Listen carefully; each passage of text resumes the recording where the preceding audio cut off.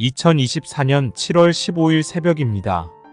하나님의 말씀은 시편 119편 21절에서 27절입니다.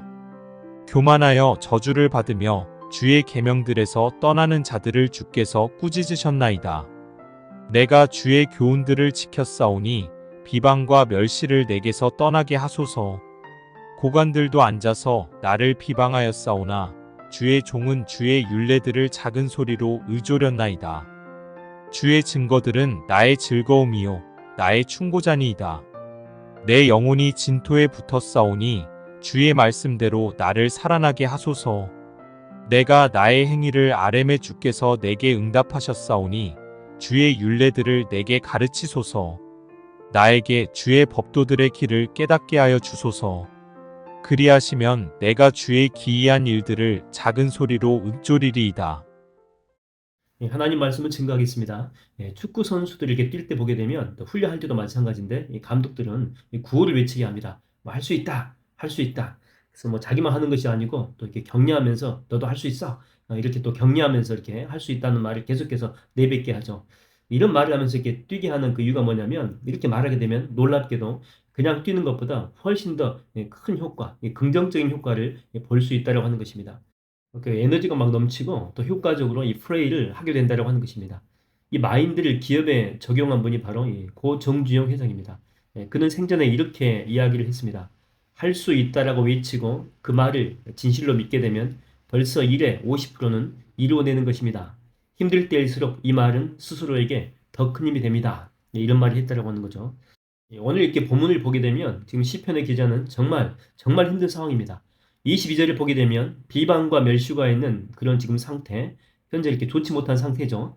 그리고 23절로도 이렇게 보게 되면 고관들이 나오는데 그러니까 힘 있는 자들이죠. 힘 있는 자들이 자기를 지금 정말 힘들게 괴롭게 하고 있다. 이런 고백을 하고 있습니다. 심지어 얼마나 힘들었으면 25절에 보니까 내 영혼이 진토에 붙었다.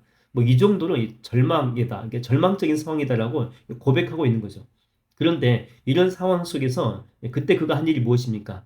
그 23절 그 하반절에 보게 되면 나오게 됩니다. 뭐라고 나오죠? 말씀을 읊조린다 이렇게 나옵니다.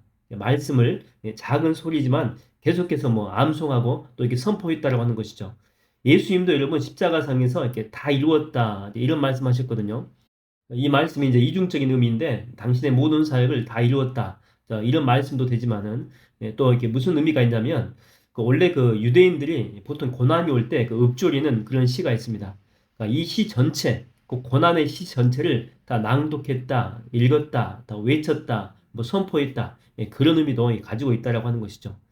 여러분이 고난이 올 때 그 말씀을 외우고 읽고 선포하는 자에게 주는 축복이 무엇일까요? 그거는 쓸데없는 근심과 진짜 근심을 구별해 줍니다. 그러니까 쓸데없는 근심은 몸에서 다 떼어내게 해주고 진짜 이제 근심만 남게 되는데 진짜 근심도 실제로는 얼마 되지 않고 내가 이게 충분히 감당할 만한 것이다라고 하는 것입니다. 그래서 여러분 이 말씀의 그 선포라고 하는 것은요 우리에게는 그 고난의 그 실체를 보여줍니다. 실체.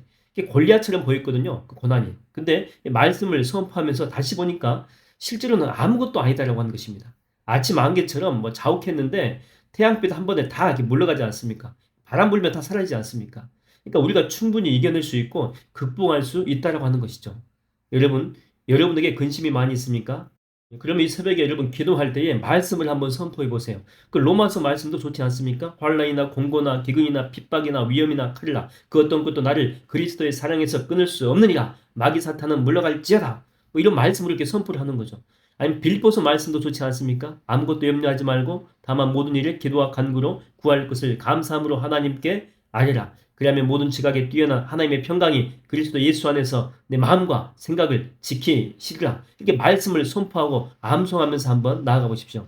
그러면 여러분 가운데 쓸데없는 근심은 다 사라질 줄로 믿습니다. 여러분이 군대 가게 되면 처음에 이렇게 무엇부터 배우냐면 군가부터 배우게 됩니다. 그 멋있는 사나이 뭐 이렇게 군가 배우는데 뭐 지들이 멋지긴 뭐가 멋집니까? 군대 온 지 얼마 되지도 않는 그런 사람들이 뭐 멋지면 얼마나 멋지겠어요. 그런데 시간이 지나게 되면 점점 더 멋진 정말 멋진 사나이들로 바뀌어가고 있다라고 하는 것입니다. 처음에는 어색하면서 불렀는데 나중에는요 훈련 다 받고 나서 그 군가 부르게 되면 힘이 있어요. 능력도 있고 진짜 다 이렇게 멋있게 보입니다. 군대에서는 그 행진을 많이 하는데 행진할 때 반드시 이 군가를 하거든요. 그러면 참 신기한 게 힘들어도 이렇게 부리면서 군가를 부리면서 가면 쉽게 갈 수 있다고 하는 것입니다. 군가가 가지고 있는 그런 매력이죠.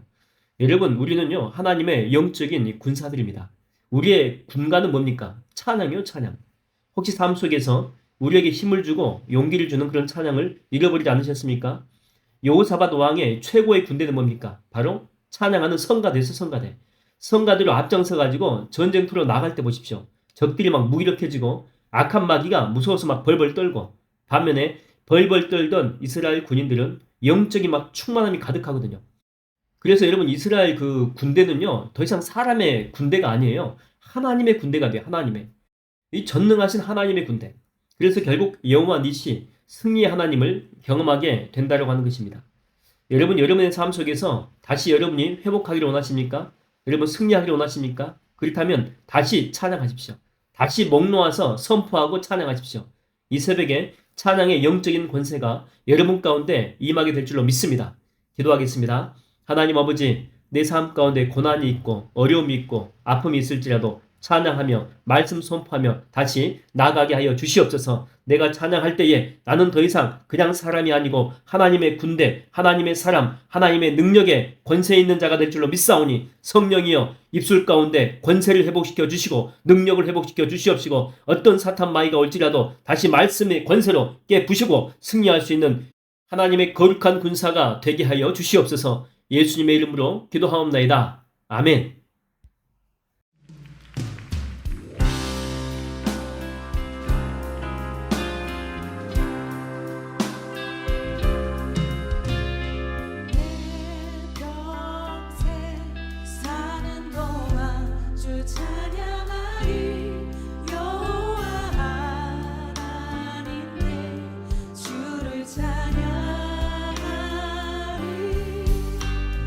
주님 이름을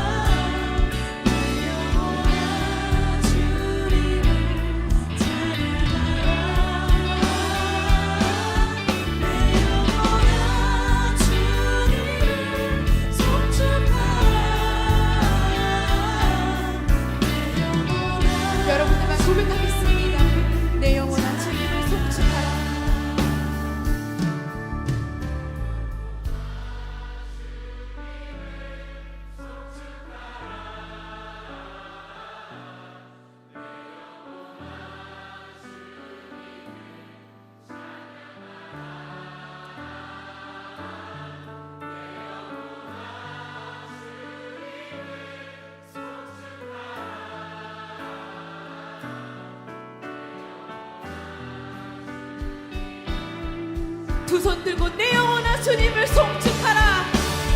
내 영혼아 주님을 송축하라. 아멘.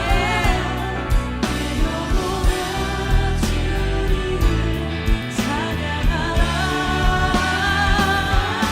내 영혼아 주님을 송축하라. 내 영혼아 주님을 찬양하라. 오직 그 주님의